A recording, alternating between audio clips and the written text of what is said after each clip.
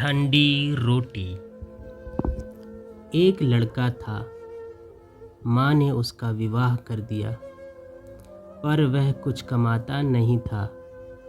माँ जब भी उसे रोटी परोसती थी, तब वह कहती थी, बेटा ठंडी रोटी खा ले। लड़के की समझ में नहीं आया कि माँ ऐसा क्यों कहती है, फिर भी वह चुप रहा।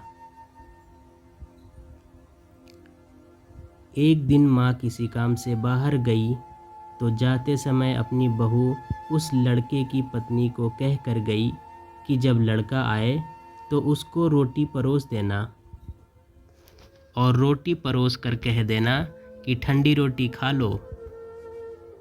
उसने अपने पति से वैसा ही कह दिया तो वह चिढ़ गया कि माँ तो कहती ही है, और वह भी कहना सीख गई।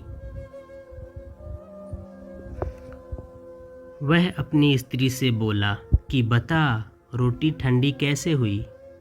रोटी भी गर्म है, दाल साग भी गर्म है, फिर तू ठंडी रोटी कैसे कहती है? वह बोली कि यह तो आपकी माँ ने जाने, आपकी माँ ने मुझे ऐसा कहने के लिए क्यों कहा था? मुझे तो आपकी माँ ने ऐसा कहने को कहा था, इसलिए मैंने कह दिया। वह बोला कि मैं रोटी नहीं खाऊंगा। माँ तो कहती ही थी, तू भी सीख गई। माँ घर आई तो उसने बहू से पूछा कि क्या लड़के ने भोजन कर लिया? वह बोली कि उन्होंने तो भोजन ही नहीं किया, उल्टा नाराज़ हो गए। माँ ने लड़के से पूछा तो वह बोली कि माँ तू रोज़ाना कहती थी कि ठंडी रोटी खा ले और मैं सह लेता था, पर अब यह भी कहना सीख गई है, रोटी तो गर्म होती है, तू बता कि रोटी ठंडी कैसे है? माँ ने अपने बेटे से पूछा कि ठंडी रोटी किसे कहते हैं?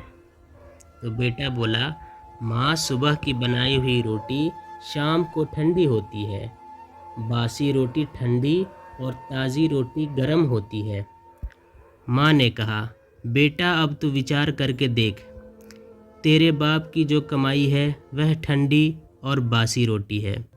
गरम ताज़ी रोटी तो तब होगी जब तू खुद कमा कर लाएगा। लड़का समझ गया और माँ से बोला कि अब मैं खुद कमाऊंगा और गरम रोटी खाऊंगा। इस कहानी से क्या शिक्षा मिलती है? इस कहानी से ये शिक्षा मिलती है, विवाह होने के बाद ठंडी रोटी नहीं खानी चाहिए, अपनी कमाई की रोटी खानी चाहिए। इसलिए विवाह तभी करना चाहिए जब स्त्री का और बच्चों का पालन पोषण करने की ताकत हो। ये ताकत न हो तो विवाह नहीं करनी चाहिए। धन्यवाद।